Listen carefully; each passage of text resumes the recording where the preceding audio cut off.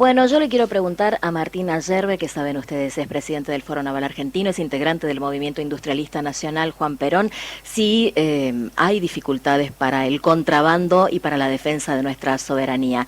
Martín, ¿cómo estás? Muy buen día, soy Silvia Villavicencio. Buen día, Silvia, ¿cómo están? Muy bien, muy bien. ¿Te parece que es tan difícil contrabandear la soja, mandarla al Paraguay y hacerlo un país súper exportador de ese grano? Bueno, tiene 200 años esto, desde los Martínez de Hoz, allá por el 1800 y pico, hasta el día de la fecha, es una vieja tradición nacional, la del contrabando. ¿Cómo se corta esto? ¿Cómo se termina con la situación que nadie puede aceptar bajo ningún punto de vista, ni siquiera el propio contrabandista? Nacionalizando el comercio exterior, no hay otra salida a esto. Lo demás son todos tironeos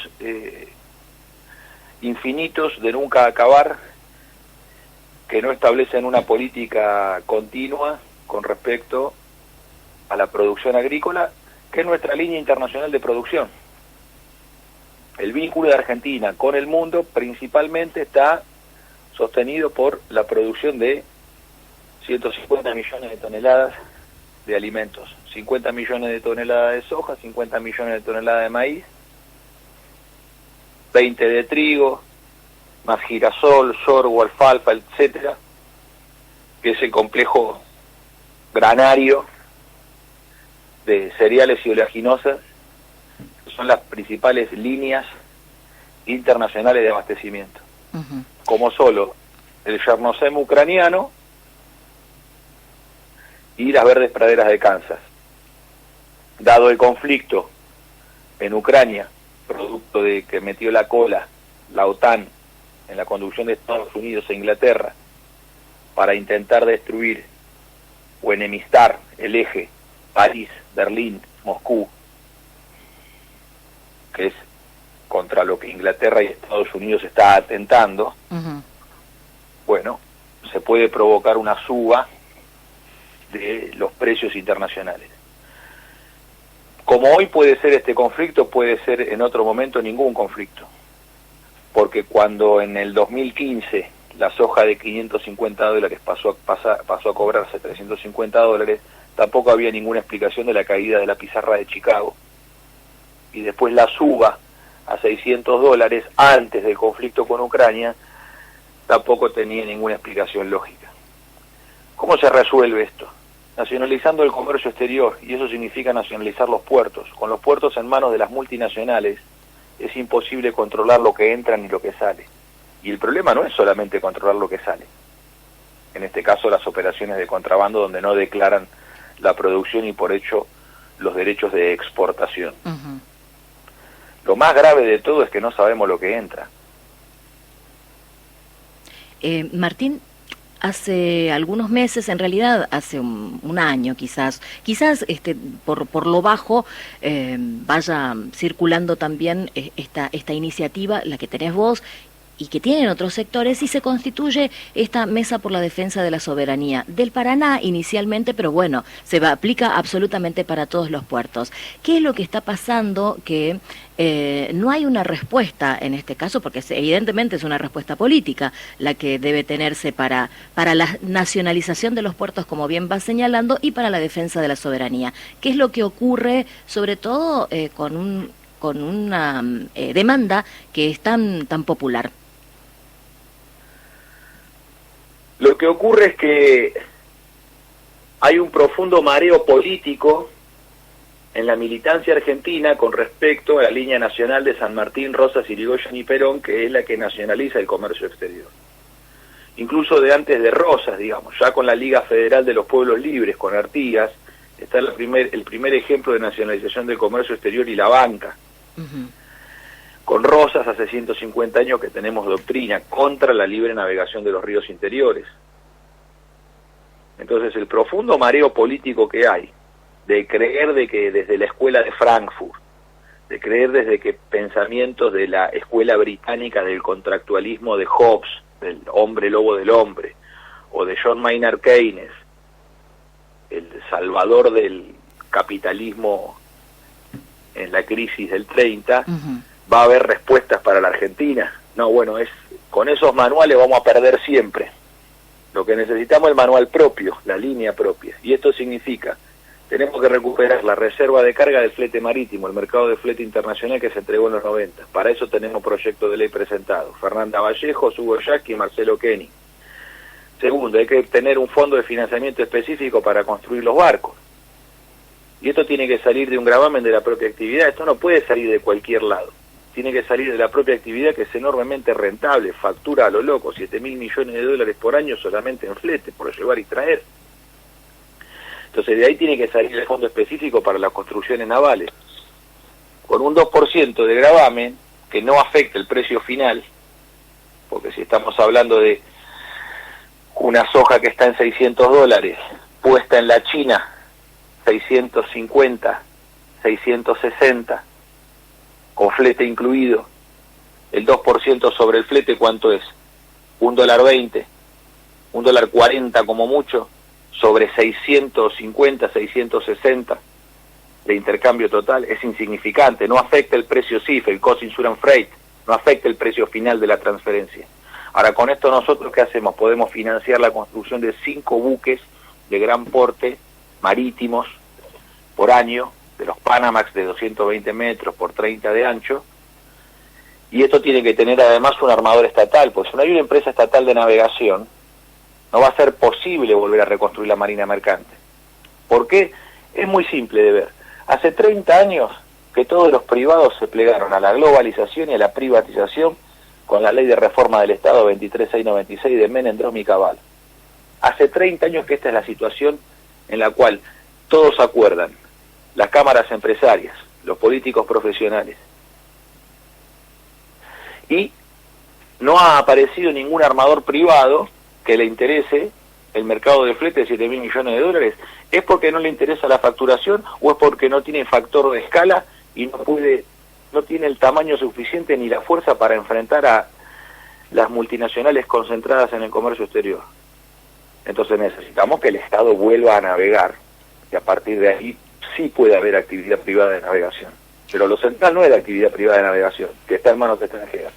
Lo central tiene que ser la actividad estatal de navegación con una empresa de líneas multimodales del siglo XXI que se integre además no solamente del comercio exterior, sino hacia adentro del país, en el hinterland argentino, con la red ferroviaria, porque en el nudo ferroportuario está el corazón del sistema de transporte multimodal. Es bien interesante que vayas señalando, lo digo porque muchas veces nos quedamos en la cuestión un poco más superficial, pero viene de fondo, como bien señalas. Este próximo viernes quiero que nos cuentes también, en realidad hay una gran cantidad de actividades que estás llevando adelante, lo vemos por allí en redes y demás, invitaciones, una militancia muy activa, y este viernes entiendo que habrá un encuentro sobre soberanía nacional y tercera posición. Por favor, contanos un poco de esa participación tuya. Vamos a estar invitados por el Centro de Cultura Islámica, por la Comunidad Islámica Argentina, en la mezquita Al-Tawhid, por el Sheikh Abdul Karim Paz, Romina Matuk, y bueno, nos vamos a congregar en la mezquita para compartir entre musulmanes y cristianos la concepción de la tercera posición, que es la manera de los argentinos de ser universales. Porque esta concepción de autodeterminación de los pueblos, la concepción antiimperialista, que tiene tanto tiempo como la existencia de este pueblo y esta patria, porque nosotros pensemos que en 1806, 1807 expulsamos al enemigo inglés, y la última trinchera de resistencia antiimperialista de los argentinos son nuestras mujeres, porque nuestras mujeres fueron las que echaron al enemigo inglés a fuentazos de agua hirviendo. Esto es fácil de advertir. De hecho, casi todos los argentinos lo conocemos en nuestra propia familia. Todos en algún momento de nuestra vida, cuando éramos chicos, escuchamos a una mujer decirnos: vení, pasá que no te voy a hacer nada. Entonces, esa convicción de los argentinos antiimperialistas tiene fuerte implicancia internacional y se ha expresado tanto con Rosas contra la flota anglo-francesa allá en Punta Quebracho, se ha expresado con Irigoyen creando la YPF estatal contra todos los monopolios, los trusts y las mafias internacionales del petróleo, y con Perón, digamos, se ha condensado además como doctrina política. Bueno, eso, que es la tercera posición, que no es ni comunista, no es el materialismo dialéctico marxista del comunismo, ni tampoco es el liberalismo inglés, norteamericano, capitalista,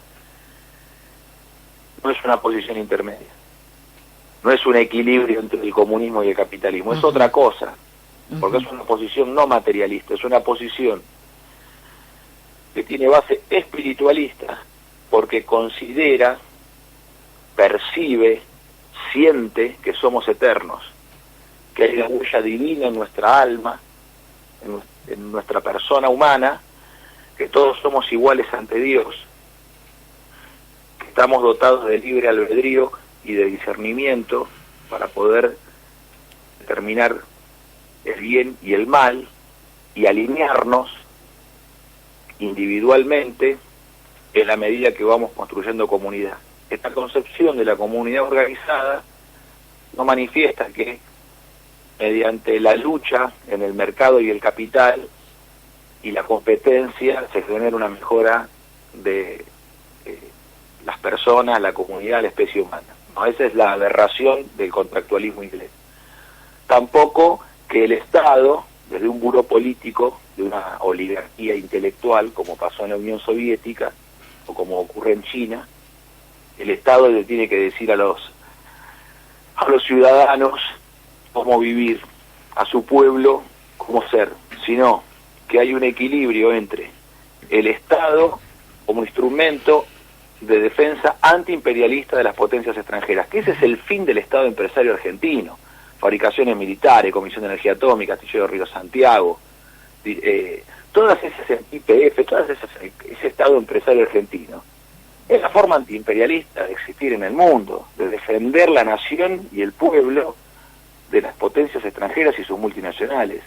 Pero además se concibe que desde la propia individualidad de los argentinos hay un refugio en la propia íntima conciencia de cada uno de nosotros, con lo cual se genera la mejora comunitaria, porque no viene desde arriba hacia abajo, desde el Estado hacia la sociedad y el individuo y la familia, sino que la propia mejora, evolución y conciencia de cada uno de nosotros es posible hacer un aporte y mejorar la comunidad, porque esta es la manera en la cual los argentinos conjugamos aquel arcano, aquel arquetipo que nos moldea a nosotros, que es el desertor Martín Fierro, que logra romper el sentido gregario de la manada en el caso de que tenga que constituirse como lobo en el sentido de la libertad, no en el aspecto de el ordenamiento a través de la insectificación, como ha pasado en los regímenes totalitarios en el mundo. Hace un ratito hablabas, cuando comenzabas estas definiciones respecto de este próximo encuentro el viernes, hablabas de la eternidad, que somos eternos. Y yo sé que te voy a pedir algo que te va a apretar, pero como no tenemos todo el tiempo, en un par de líneas, a propósito de la eternidad, insisto, estamos tan próximas al 7 de mayo y el nacimiento de Eva, que quiero pedirte también una reflexión de ello.